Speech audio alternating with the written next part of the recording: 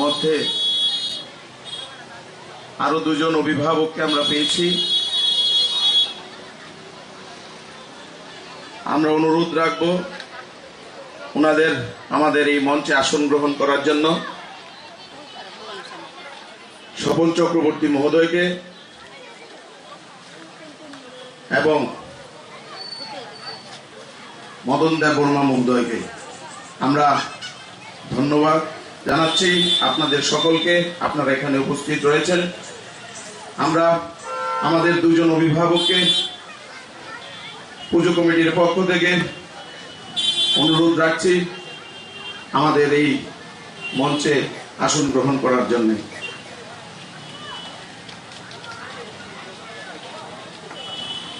আমরা আজকের এই শুভ ষষ্ঠী পূর্ণ লগ্নে আগত সকল দর্শনার্থীদের আমাদের লাল বাহাদুর ব্যায়ামাগারের পক্ষ থেকে জানাই আন্তরিক প্রীতি, শুভেচ্ছা, অভিনন্দন ও ভালোবাসা। আপনারা সবাই আপনাদের পরিবারকে ভালো রাখবেন, সুস্থ রাখবেন, এটা আমাদের ক্লাবের পক্ষ থেকে প্রার্থনা রইল। আমাদের এই পুজো মণ্ডপটি গড়ে উঠেছে আমাদের ত্রিপুরা রাজ্যের শিল্পীদের মাধ্যমে।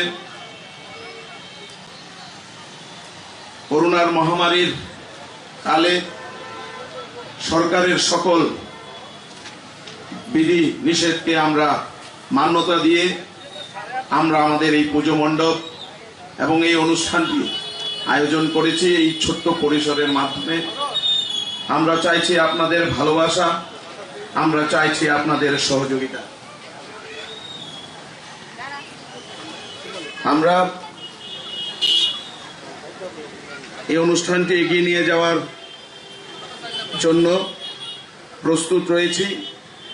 আমরা আর কিছুক্ষণের মধ্যেই আমাদের মধ্যে উপস্থিত হবেন আমাদের মাননীয় মুখ্যমন্ত্রী শ্রী বিপ্লব কুমার দেব মহোদয়। আমাদের এই মণ্ডপটি উদ্বোধন করবেন।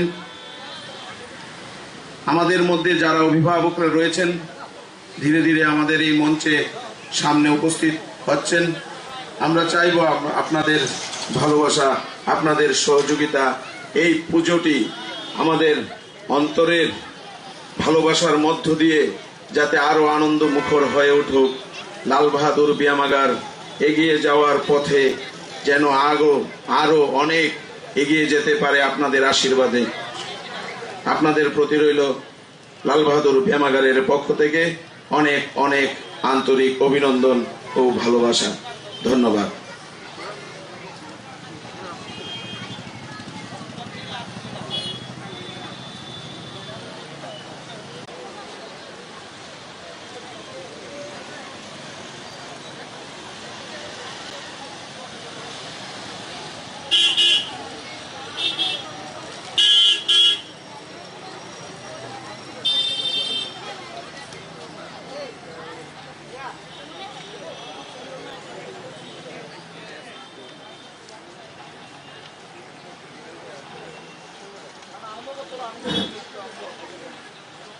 আমাদের মধ্যে উপস্থিত রয়েছেন আমাদের অ্যাডভাইজার কমিটির চেয়ারম্যান শ্রী মঙ্গল দেববর্মা মহোদয়। ওনাকেও আমরা আমাদের মঞ্চে আসন গ্রহণ করার জন্য অনুরোধ রাখছি।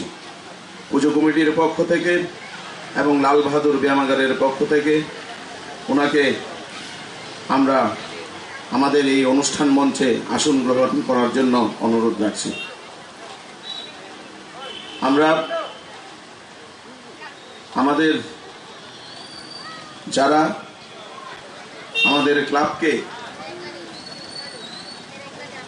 এই জায়গায় অবস্থান করার জন্য সহযোগিতা করেছেন, আজকে লাল বাহাদুর ব্যায়ামাগার সারা ত্রিপুরা রাজ্যে উজ্জ্বল নক্ষত্রের মতো জ্বলজ্বল করছে। এই জায়গায় অবস্থান করার লক্ষ্যে যারা আমাদের সহযোগিতা করেছেন, যারা তাদের জীবন যৌবনকে লাভকে এগিয়ে নেওয়া যাওয়ার লক্ষ্যে কাজ করেছেন, আজ হয়তো ওরা আমাদের মধ্যে নেই।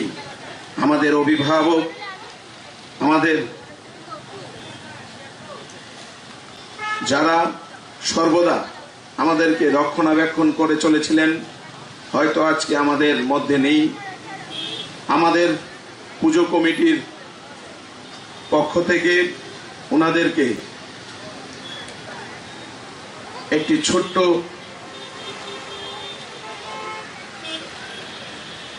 পরিসরের মধ্যে একটি সম্মান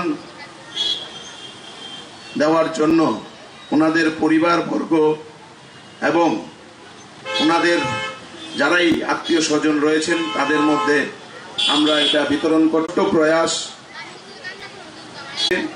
আজকের এই প্রয়াস ওনারা হয়তো আজকে আমাদের মধ্যে নেই, কিন্তু আমাদের মনে প্রাণে সব সময়